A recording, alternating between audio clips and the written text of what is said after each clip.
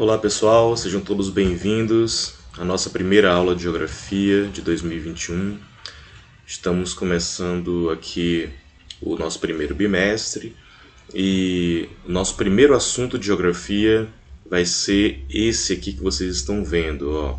Conceitos e princípios metodológicos da Geografia, aula número 1, eixo temático, conceitos básicos da Geografia. A gente vai, pessoal, entender um pouco sobre essa ciência geográfica, né? Que tenha os seus conceitos próprios, seus princípios próprios, né? Sua metodologia, e para a gente poder avançar com mais base para os assuntos que virão depois, tá bom? Vamos começar então aqui com uma frase de um autor que eu gosto muito, que é o Manuel Corrêa de Andrade. Ele diz assim: a geografia é a ciência que estuda o espaço geográfico. Guardem bem essa palavra, espaço geográfico. Espaço produzido pelo homem ao intervir no meio natural, adaptando-o à sua exploração, à utilização dos seus recursos, segundo as formas institucionais e as disponibilidades culturais, técnicas e econômicas de que dispõe do poder público a agir adequadamente. Então, pessoal, o que o Manuel Corrêa de Andrade está querendo dizer aqui? Que a geografia ela é a ciência que estuda o espaço. O que é o espaço? Não é o espaço sideral. Aqui a gente está falando de espaço geográfico, que é aquele espaço produzido pelo homem, quando ele transforma a natureza, quando ele transforma qualquer bem natural para o seu próprio benefício, né? Por exemplo, o homem ele cria uma cidade, mas antes de existir a cidade, você tem ali uma área natural, de floresta, né? Então o ser humano ele corta, né, toda aquela árvore, ele torna o solo mais plano, né? Todas essas modificações para criar a cidade, ele está fazendo em prol de si mesmo, né? Então a geografia ela busca entender todas essas transformações que o ser humano faz no meio natural. Então temos aqui uma diferença, né, de espaço natural para espaço geográfico. Vamos ver o que esses dois autores trazem. Então, o espaço natural é aquele que resultou da própria evolução das condições naturais, sem que tenha havido interferência da ação do homem. Ou seja, é uma mata virgem, é um deserto que ainda não foi, né, encontrado pelo ser humano, uma área de geleiras, áreas que realmente o ser humano ainda não interferiu de forma significativa. Já Manuel Corrêa de Andrade diz que espaço geográfico seria aquele espaço produzido pela sociedade de acordo com o nível de desenvolvimento e com os sistemas econômicos e sociais dominantes. Ele é produzido visando alcançar determinados fins, aqueles que interessam ao sistema ou à formação econômica social dominante. Então, nós vamos ter essa diferença. Olha aqui essas ilustrações para vocês entenderem bem. O espaço natural, a gente pode, né, analisar aqui, por exemplo, uma paisagem em que você tem pouca interferência humana, né? Então, essa paisagem aqui da esquerda vai ser um espaço natural, aí, com a presença de árvores, né, um lago. Essa foto, inclusive, aqui de Palmares Sul, né? E o espaço geográfico já é um espaço totalmente transformado pelo ser humano. Olha aqui a cidade de São Paulo, por exemplo, né? Temos aqui a Catedral da Sé e outras várias construções aqui, apontando como o ser humano ele já transformou esse espaço, né, em próprio benefício, né? Uma cidade é uma invenção humana, né? Casas, prédios, igrejas, repartições públicas, privadas, tudo isso é construído para atender objetivos dos seres humanos em sociedade. Outro exemplo, né, de espaço geográfico, vias, né, edificações. E outro exemplo de espaço natural, né, uma praia deserta, uma praia onde não tem interferência humana nenhuma ainda, né. Outro exemplo de espaço natural aqui, né, áreas de desertos, né, áreas de dunas, áreas onde tem pouca interferência humana. E um espaço geográfico, por exemplo, uma ponte. Nesse caso aqui, a ponte Juscelino Kubitschek, na capital do Brasil, em Brasília. Então, olha esse mapa aqui agora, que interessante. Esse mapa é o mapa de densidade demográfica mundial. Professor, o que é densidade demográfica? Densidade demográfica é um dado que a gente se refere à quantidade de pessoas, tá? Então aqui a gente vai ter o mapa mundi E aqui no cantinho esquerdo a legenda indicando, né, a cor vermelha escura para as áreas mais populosas, mais densamente povoadas, e as cores do vermelho mais claro, indo para o rosa aqui, indica as áreas menos ocupadas pelo ser humano. Então observe que aqui na Ásia nós vamos ter China e Índia como os países mais populosos do mundo, né? E também outras regiões como a Europa, né? Os Estados Unidos, né? Aqui parte da América do Sul, né? Parte da África, regiões muito populosas, e enquanto isso vamos ter outras áreas muito vazias, como por exemplo, olha a Austrália aqui na Oceania, olha essa ilha enorme aqui. Praticamente ela só tem uma ocupação no litoral sudeste, mas o centro dela é todo, né, vazio. O norte da Rússia também, tudo vazio. O norte do Canadá, tudo vazio. Aqui na região da floresta amazônica na América do Sul, muitas áreas vazias. Na área do deserto do Saara, muito vazio. Então a gente, observando esse mapa, a gente percebe que já tem áreas no nosso planeta Terra que já se tornaram espaços geográficos, né, devido à sua transformação muito significativa. E existem ainda várias áreas de paisagens naturais, de espaços naturais que foram pouco, né, ou de nenhuma forma alterados pelo ser humano. Então, esse aqui, pessoal, é um mapa conceitual do espaço geográfico. Observe que existe, ele está aqui no centro desse organograma. Observe que tem várias inter-relações, né, com outros elementos, como por exemplo conceito de lugar, né, conceito de percepção, conceito de território, tempo. Ou seja, o espaço geográfico ele vai ser um termo complexo, né, mas a gente vai tentar tornar o mais simples possível para a compreensão de vocês, tá bom?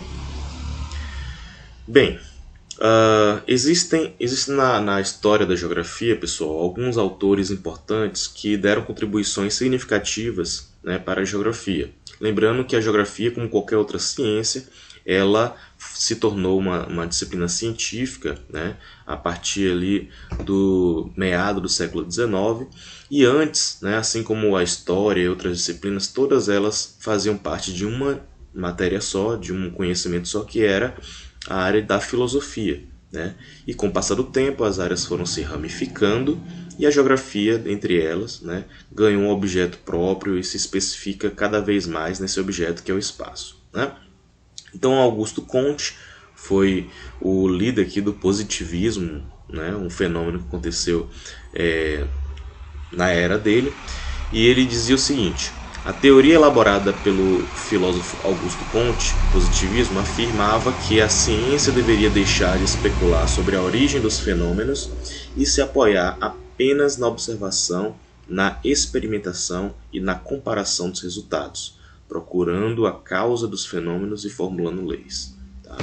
Então, o Comte ele afirmava que a ciência deveria deixar de especular sobre a origem dos fenômenos e se apoiar apenas na observação, na experimentação e na comparação dos resultados. Tá? Então a geografia, no início, ela tinha essa característica.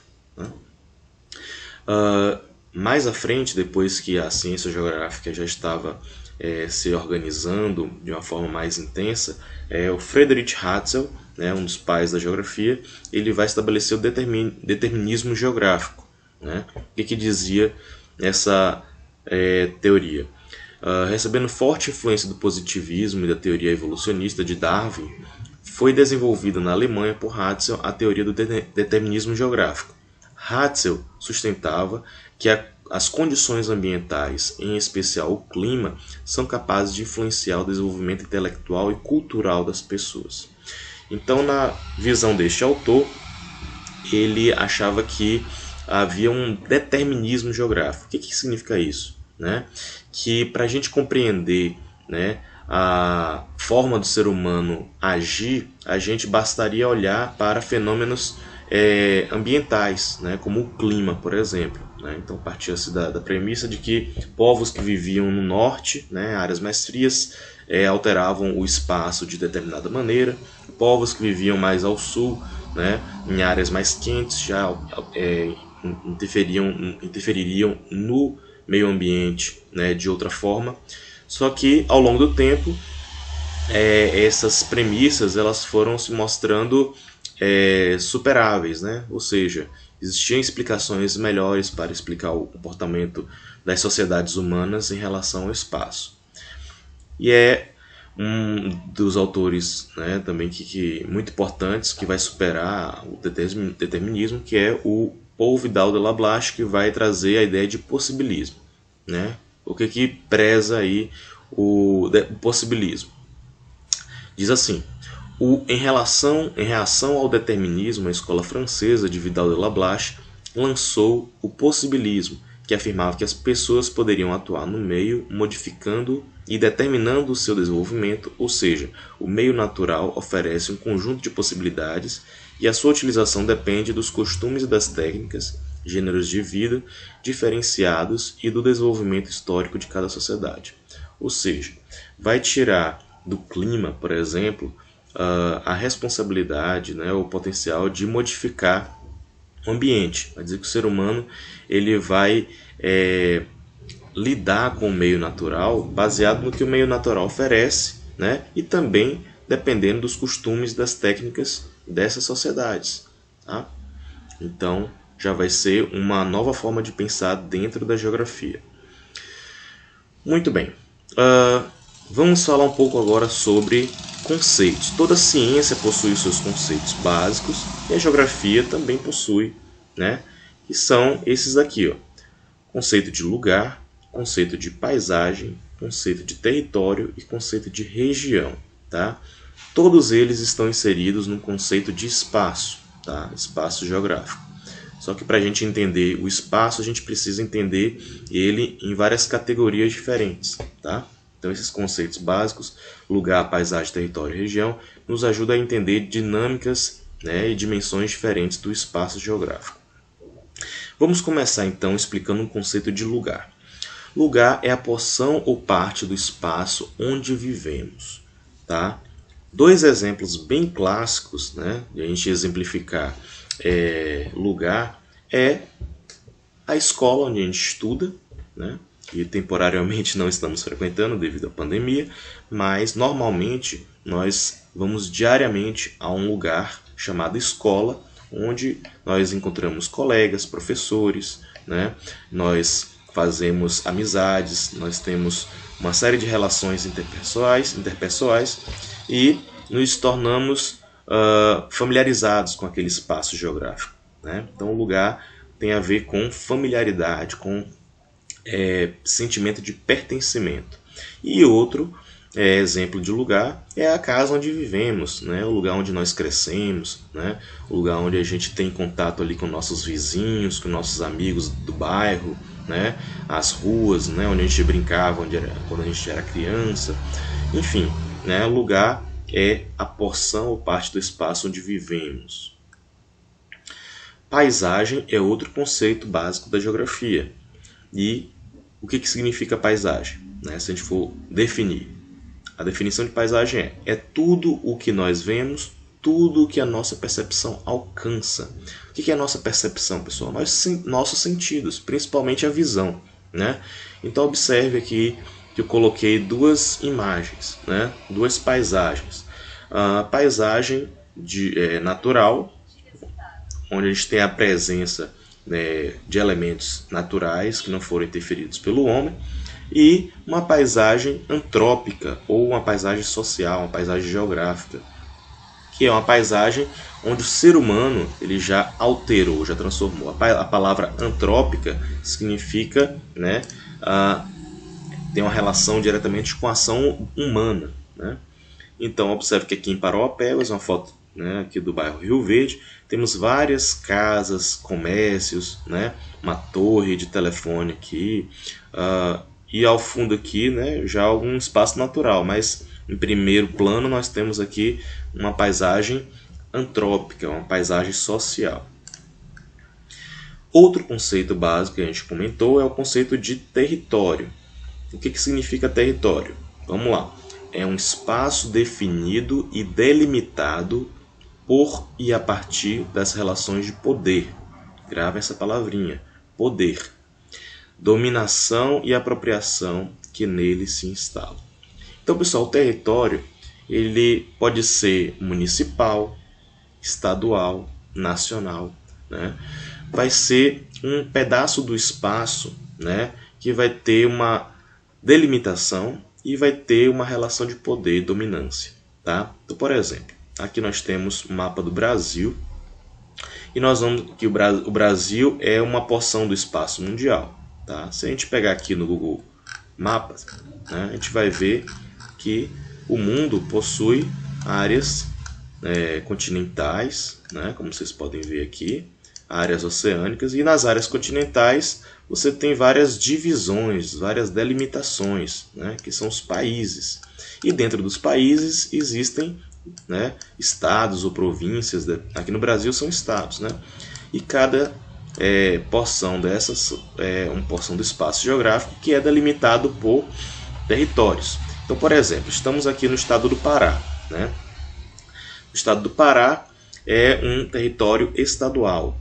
E dentro do Pará estamos na cidade de Parauapebas, que é um território municipal, né? Qual a relação de poder, né, que a gente pode observar num território municipal, né? Nós vamos ter os líderes, né, políticos desse território, né, como o prefeito. No contexto estadual, nós vamos ter o líder político, que é o governador.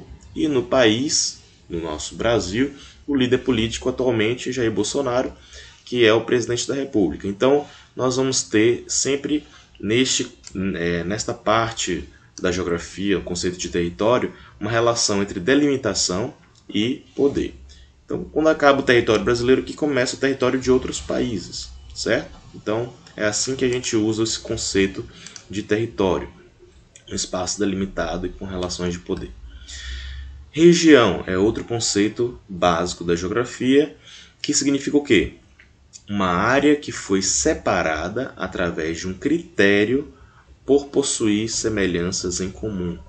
Então, a região também vai ser uma porção do espaço, só que a gente vai delimitar por um determinado critério. Então, por exemplo, no Brasil existe a divisão do nosso país por regiões. Região norte, região sul, região nordeste, região sudeste, região centro-oeste, né? São 5 regiões que o IBGE, o Instituto Brasileiro de Geografia e Estatística, divide, baseado em critérios, que são, por exemplo, critérios naturais, né? Critérios culturais. Então, olha aqui esse exemplo na figura do lado direito aqui. Então, temos aqui, ó, mapa do esporte mais popular. Então temos um pedacinho aqui do mapa mundi, né? E a gente vai ver aqui que, de acordo com a legenda, temos cores que significam esportes diferentes. Então aqui os esportes diferentes são critérios que a gente está utilizando para fazer uma regionalização desse mapa. Então, por exemplo, vou pegar o futebol, que é o esporte mais popular do Brasil e do mundo, né? Então observe, todos os países que estão aqui com a cor do futebol, que é a cor verde, né, são países que têm o futebol como o esporte principal. Então a gente fez aqui uma regionalização mundial, né, do esporte futebol, onde o futebol ele é mais popular, né? Já se a gente for observar aqui, por exemplo, na cor azul, a gente vai observar que temos o hóquei no gelo, que é mais predominante nesses países aqui do norte, como por exemplo o Canadá, né? E o azul clarinho, futebol americano, que você vai ver que é mais popular nos Estados Unidos, em alguns estados, né? Então a gente faz regionalizações, né, a partir de critérios. A gente faz uma determinada delimitação aí do território, do espaço, né, baseado nesses critérios. Então, a regionalização, o conceito de região também é um conceito básico da geografia que nos ajuda a entender melhor a ação do homem no espaço, né, interpretar melhor o espaço geográfico. E os princípios? A gente acabou de ver os conceitos básicos de geografia. Agora vamos ver os princípios da geografia. Quais são eles? Princípio de extensão, princípio de analogia, princípio de causalidade, princípio de conexidade e princípio de atividade. Esses princípios, pessoal, eu só vou pincelá-los, né, passar de forma superficial, porque já parte para uma área mais aprofundada da geografia, né? Principalmente para quem no futuro deseja estudar geografia com ensino superior, né? Mas é importante a gente entender, né? Isso aqui é muito importante para a pesquisa de um geógrafo, tá? Então, digamos que eu seja um geógrafo que estou querendo fazer uma pesquisa e como eu devo delimitar a minha pesquisa? Eu devo respeitar esses princípios. Vamos lá. Explicando o primeiro princípio. Extensão. O que é esse princípio de extensão? Então, ao estudar uma área, deve-se inicialmente procurar localizá-la e estabelecer seus limites, usando mapas disponíveis e o conhecimento direto da área. Então, digamos que eu queira fazer uma pesquisa sobre a cidade de Parauapebas, né? Então, na minha pesquisa, eu tenho que deixar lá bem delimitado a extensão. E eu vou estudar o território de Parauapebas, né? A cidade, né? Ou o bairro do Rio Verde, ou o bairro da Cidade Nova. Eu vou delimitar uma área, né? Para poder estudar usando mapas disponíveis e o conhecimento que eu já tenho sobre aquela área. Outro princípio importante da geografia é o princípio da analogia.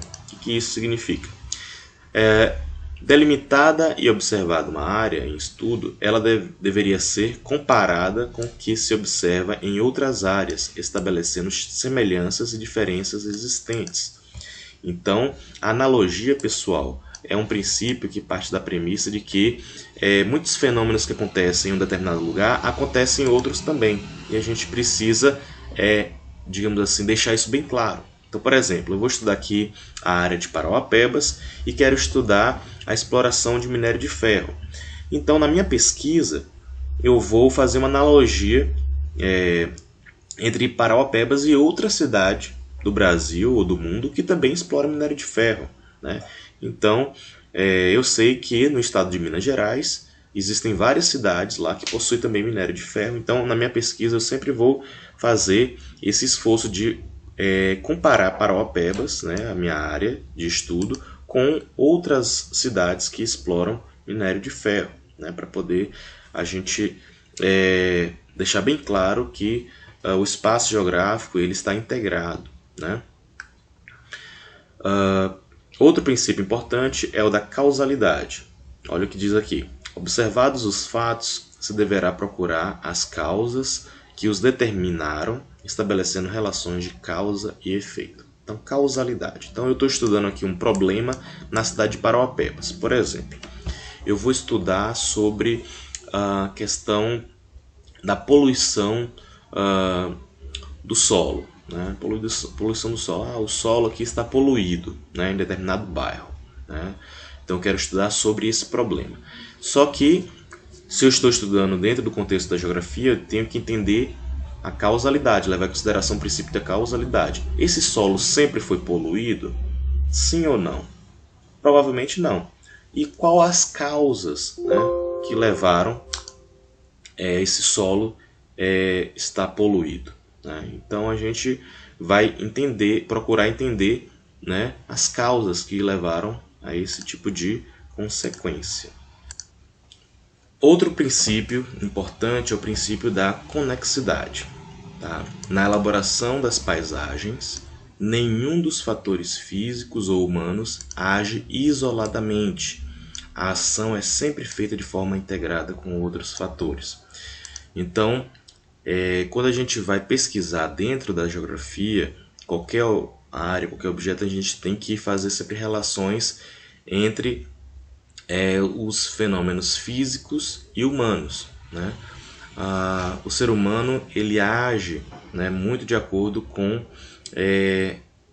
os elementos físicos. Então, por exemplo, eu estou querendo estudar sobre muitos problemas com deslizamento de terra, né? Tem muitas casas que são construídas em áreas de morros e todos os anos, quando chove, tem ali acidentes em casas que desabam, né? Então, eu nunca posso estudar, né, um fenômeno como esse sem levar em consideração a conexidade, né? Por exemplo, essa casa que desabou, ela desabou por quê? Desabou porque estava construído um determinado tipo de relevo que não era adequado, né? Então a gente sempre precisa fazer a relação entre o homem e a natureza em geografia, tá? E um último princípio, o princípio da atividade. O que diz esse princípio? Assinala o caráter dinâmico do fato geográfico, uma vez que o espaço está em constante reorganização, graças à ação ininterrupta de vários fatores. Tá? Então a gente deve sempre partir da premissa, ao estudar qualquer fenômeno geográfico, de que os fenômenos geográficos eles não são estáticos, não estão parados, eles estão sempre em movimento, em transformação, certo? A geografia é uma ciência dinâmica. E para a gente encerrar, vamos fazer uma pequena revisão, uma conclusão, né, indicando aí o que a gente viu ao longo desta aula. A geografia é uma ciência que estuda o espaço geográfico produzido pelo homem ao intervir no meio natural, adaptando-o à sua exploração. É regida por conceitos como lugar, paisagem, região e território, e por princípios como extensão, analogia, causalidade, conectividade e atividade. Então, pessoal, esta foi a aula de hoje. Eu espero que vocês tenham aproveitado bastante, né? E releiam o material, né? É importante que vocês deem uma olhadinha aqui nas recomendações, tá? Eu trago recomendações de livros, de séries, de vídeos no YouTube, né, de filmes, para que vocês possam fixar mais esse conteúdo, né? E existem também aqui atividades, tá? Essas atividades aqui eu deixo para vocês fazerem, né, sempre escolhendo um desses 3 temas. Então são redações que eu quero que vocês estejam elaborando, tá certo? Então temos aqui tema 1, origens e características da geografia.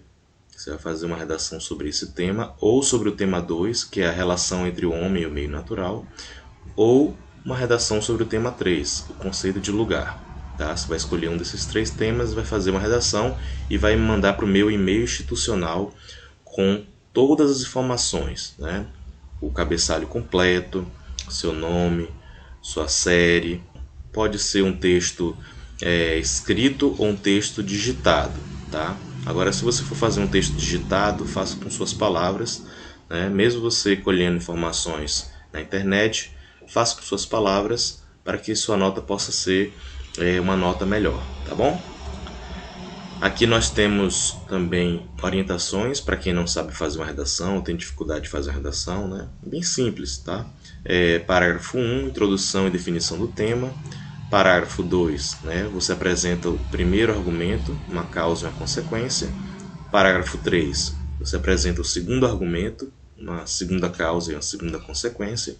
E o parágrafo 4, você vai finalizar o seu texto com a conclusão, na qual você vai retomar um pouco do conceito que você falou lá no início e, de repente, se você está falando sobre um problema, apontar uma solução, uma proposição, tá bom? Aqui são as referências que eu utilizei para o slide de hoje. É isso aí, pessoal. Até a próxima, forte abraço e a gente se vê.